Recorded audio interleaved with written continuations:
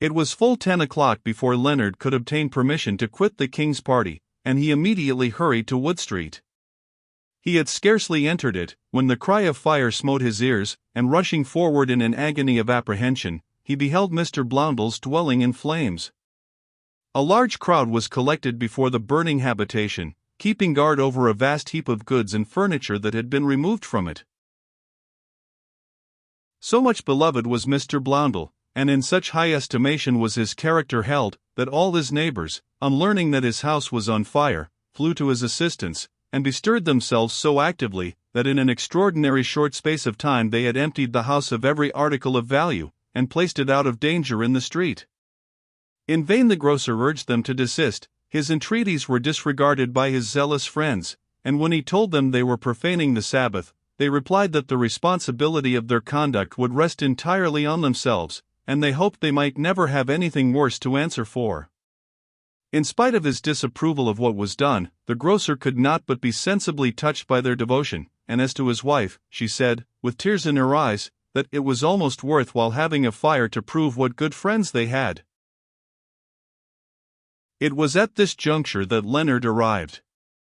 Way was instantly made for him, and leaping over the piles of chests and goods that blocked up the thoroughfare, he flew to Mr. Blondell, who was standing in front of his flaming habitation with as calm and unmoved an expression of countenance as if nothing was happening, and presently ascertained from him in what manner the fire had originated. It appeared that while the whole of the family were assembled at prayers, in the room ordinarily used for that purpose, they were alarmed at supper by a strong smell of smoke, which seemed to arise from the lower part of the house, and that as soon as their devotions were ended, for Mr. Blondell would not allow them to stir before, Stephen and Blaise had proceeded to ascertain the cause, and on going down to the kitchen, found a dense smoke issuing from the adjoining cellar, the door of which stood ajar. Hearing a noise in the yard, they darted up the back steps, communicating with the cellar, and discovered a man trying to make his escape over the wall by a rope ladder. Stephen instantly seized him, and the man, drawing a sword, tried to free himself from his captor. In the struggle, he dropped a pistol, which Blaise, snatching up, discharged with fatal effect against the wretch, who, on examination, proved to be Pillicoti. Efforts were made to check the fire, but in vain. The villain had accomplished his diabolical purpose too well. Acquainted with the premises, and with the habits of the family, he had got into the yard by means of a rope ladder, and hiding himself till the servants were summoned to prayers, stole into the cellar, and placing a fireball amid a heap of faggots and coals, and near several large casks of oil, and other inflammable matters, struck a light, and set fire to it.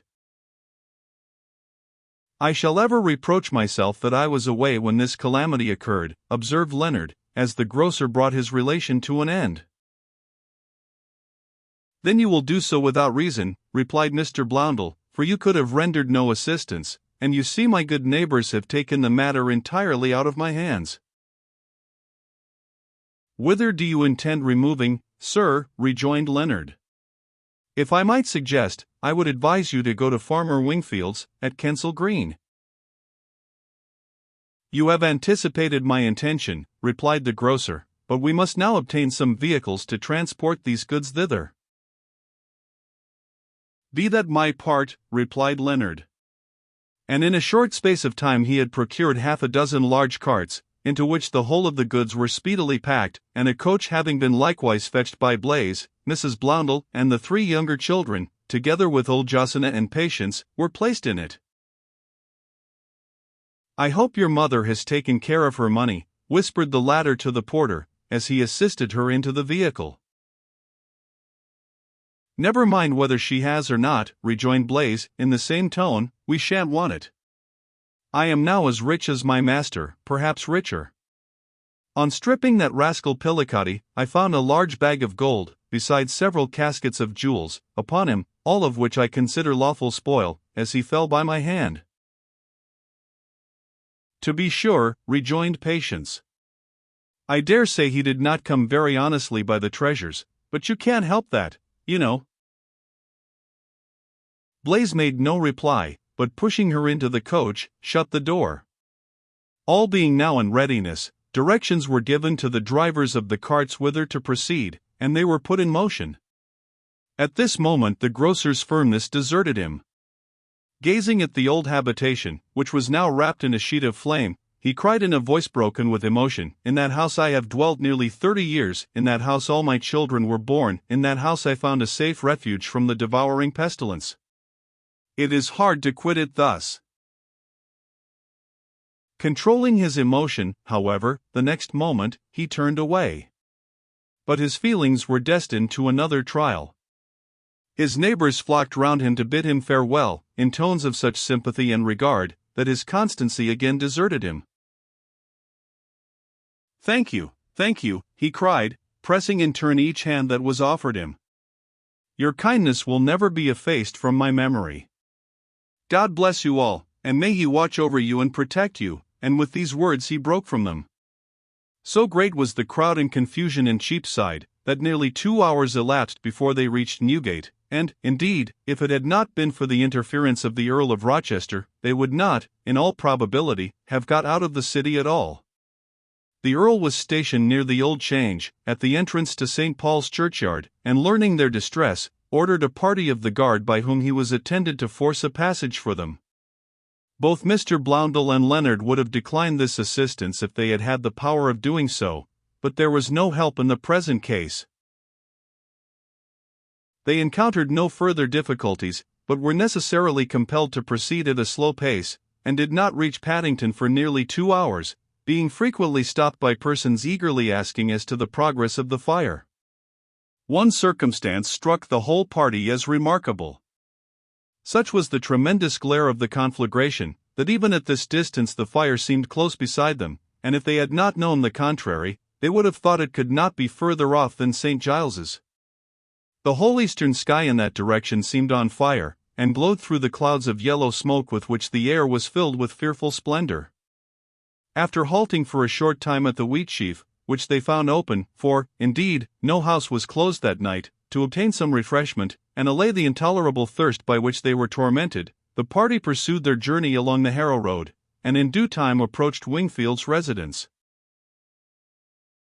The honest farmer, who, with his wife and 2 of his men, was standing in a field at the top of the hill, gazing at the conflagration, hearing the noise occasioned by the carts, ran to the roadside to see what was coming, and encountered Mr. Blondel and Leonard, who had walked up the ascent a little more quickly than the others. "I have been thinking of you," he said, after a cordial greeting had passed between them, "and wondering what would become of you in this dreadful fire. Nay, I had just told my dame I should go and look after you, and see whether I could be of any service to you. Well, I should be better pleased to see you in any way but this, though you could not be welcomer. I have room in the barn and outhouses for all you have brought, and hope and trust you have not lost much." "I have lost nothing except the old house," replied the grocer, heaving a sigh. "Another will soon be built," rejoined Wingfield, "and till that is done you shall not quit mine." The coach having by this time arrived, Wingfield hastened towards it, and assisted its occupants to alight. Mrs. Blondel was warmly welcomed by Dame Wingfield, and being taken with her children to the house, was truly happy to find herself under the shelter of its hospitable roof. The rest of the party, assisted by Wingfield and his men, exerting themselves to the utmost, the carts were speedily unloaded, and the goods deposited in the barns and outhouses. This done, the drivers were liberally rewarded for their trouble by Mr. Blondel, and after draining several large jugs of ale brought them by the farmer, made the best of their way back, certain of obtaining further employment during the night. Fatigued as he was, Leonard, before retiring to rest, could not help lingering on the brow of the hill to gaze at the burning city. The same effect was observable here as at Paddington, and the conflagration appeared little more than a mile off. The whole heavens seemed on fire, and a distant roar was heard like the rush of a high wind through a mighty forest. Westminster Abbey and St. Paul's could be distinctly seen in black relief against the sheet of flame, together with innumerable towers, spires, and other buildings, the whole constituting a picture unsurpassed for terrific grandeur since the world began, and only to be equaled by its final destruction. Having gazed at the conflagration for some time, and fancied that he could even at this distance discern the fearful progress it made, Leonard retired to the barn, and throwing himself upon a heap of straw, instantly fell asleep. He was awakened the next morning by Farmer Wingfield, who came to tell him breakfast was ready, and having performed his ablutions, they adjourned to the house. Finding Mr. Blondel comfortably established in his new quarters, Leonard proposed as soon as breakfast was over to proceed to town, and Wingfield volunteered to accompany him. Blaise, also, having placed his treasures, except a few pieces of gold, in the custody of Patience, begged to make one of the party, and his request being acceded to, the trio set out on foot, and gleaning fresh particulars of the fearful progress of the fire, as they advanced, passed along Oxford Road, and crossing Holborn Bridge, on the western side of which they were now demolishing the houses, mounted Snow Hill, and passed through the portal of Newgate. Here they learnt that the whole of Wood Street was consumed, that the fire had spread eastward as far as Gutter Lane, and that St. Michael's Church, adjoining Wood Street, Goldsmiths' Hall, and the Church of St. John Zachary, were in flames. They were also told that the greater part of Cheapside was on fire, and wholly impassable, while the destructive element was invading at one and the same time Guildhall and the Royal Exchange. They furthermore learnt that the conflagration had spread fearfully along the side of the river, had passed Queenhithe, consuming all the wharves and warehouses in its way, and having just destroyed Paul's Wharf, was at that time assailing Baynard's Castle. This intelligence determined them not to attempt to proceed further into the city, which they saw was wholly impracticable, and they accordingly turned down Ivy Lane, and approached the cathedral with the intention, if possible, of ascending the central tower. They found a swarm of booksellers, porters, and assistants at the northern entrance, engaged in transporting immense bales of books and paper to the vaults in St. Faith's, where it was supposed the stock would be in safety, permission to that effect having been obtained from the dean and chapter. Forcing their way through this crowd, Leonard and his companions crossed the transept, and proceeded towards the door of the spiral staircase leading to the central tower. It was open, and they passed through it. On reaching the summit of the tower, which they found occupied by some 12 or 20 persons, a spectacle that far exceeded the utmost stretch of their imaginations burst upon them. Through clouds of tawny smoke scarcely distinguishable from flame, so thickly were they charged with sparks and fireflakes, they beheld a line of fire spreading along Cheapside and Cornhill, as far as the Royal Exchange, which was now in flames, and branching upwards in another line through Lawrence Lane to Guildhall, which was likewise burning. Nearer to them, on the north, the fire kindled by the wretched Pillicati, who only, perhaps, anticipated the work of destruction by a few hours, had, as they had heard, proceeded to Goldsmiths' Hall, and was rapidly advancing down St. Anne's Lane to Aldersgate. But it was on the right, and to the southeast, that the conflagration assumed its most terrific aspect. There, from Bow Church to the riverside, beyond the bridge as far as Billingsgate, and from thence up Mincing Lane, crossing Fenchurch Street and Lime Street to Grassetchurch and Cornhill, describing a space of more than 2 miles in length and 1 in depth, every habitation was on fire. The appearance of this bed of flame was like an ocean of fire agitated by a tempest, in which a number of barks were struggling, some of them being each moment engulfed. The stunning and unearthly roar of the flames aided this appearance, which was further heightened by the enormous billows of flame that ever and anon rolled tumultuously onward as they were caught by some gust of wind of more than usual violence. The spires of the churches looked like the spars of tall admirals that had foundered, while the blackening ruins of the halls and larger buildings well represented the ribs and beams of mighty hulks. Leaving Leonard and his companions to the contemplation of this tremendous spectacle, we shall proceed to take a nearer view of its ravages. Every effort had been used to preserve the Royal Exchange by the city authorities, and by the engineers, headed by the king in person. All the buildings in its vicinity were demolished. But in vain. The irresistible and unrelenting foe drove the defenders back as before, seized upon their barricades, and used them, like a skillful besieger, against the fortress they sought to protect. Solomon Eagle, who was mounted upon a heap of ruins, witnessed this scene of destruction, and uttered a laugh of exultation as the flames seized upon their prey. "I told you," he cried, "that the extortioners and usurers who resorted to that building, and made gold their god, would be driven forth, and their temple destroyed. And my words have come to pass. It burns, and so shall they, if they turn not from their ways." Hearing this wild speech, and beholding the extraordinary figure of the enthusiast, whose scorched locks and smoke-begrimed limbs gave him almost the appearance of an infernal spirit, the king inquired, with some trepidation, from his attendants, who or what he was, and being informed, ordered them to seize him. But the enthusiast set their attempts at naught. Springing with wonderful agility from fragment to fragment of the ruins, and continuing his vociferations, he at last plunged through the flame into the exchange itself, rendering further pursuit, of course, impossible, unless those who desired to capture him were determined to share his fate, which now seemed inevitable. To the astonishment of all, however, he appeared a few minutes afterwards on the roof of the blazing pile, and continued his denunciations till driven away by the flames. He seemed, indeed, to bear a charmed life, for it was rumored, though the report was scarcely credited, that he had escaped from the burning building, and made good his retreat to St. Paul's. Soon after this, the exchange was one mass of flame. Having gained an entrance to the galleries, the fire ran round them with inconceivable swiftness, as was the case in the conflagration of this later structure, and filling every chamber, gushed out of the windows, and poured down upon the courts and walks below. Fearful and prodigious was the ruin that ensued.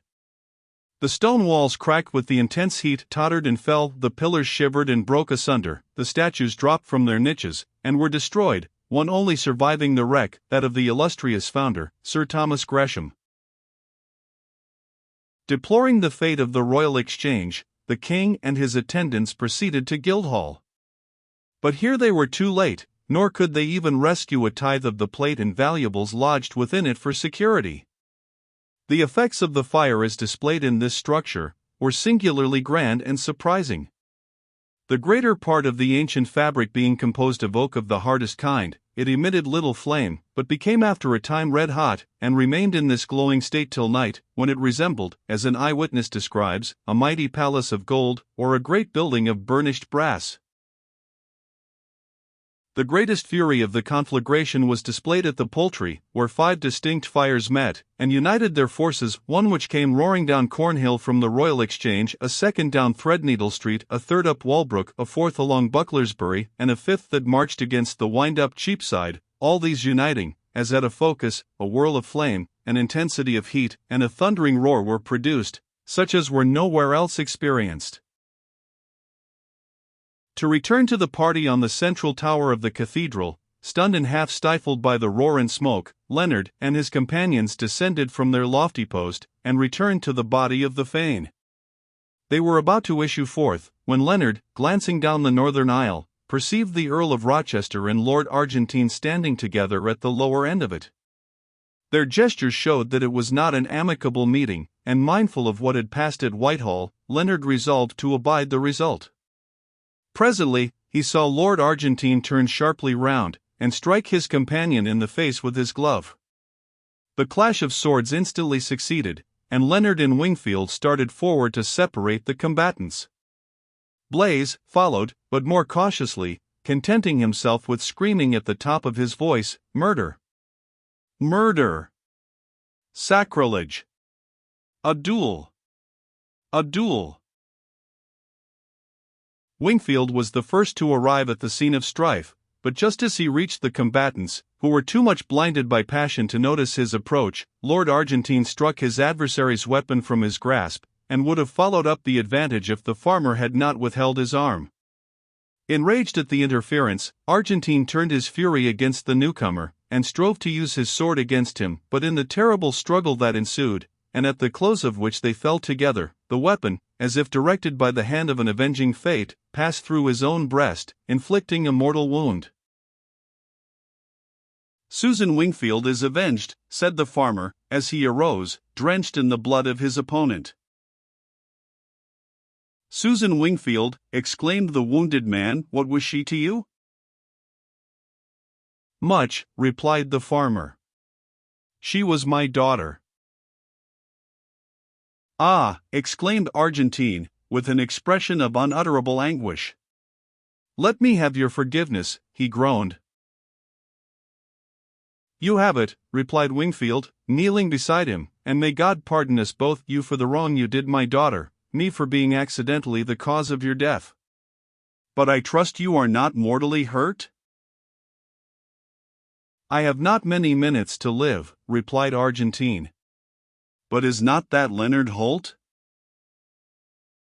It is, said Rochester, stepping forward.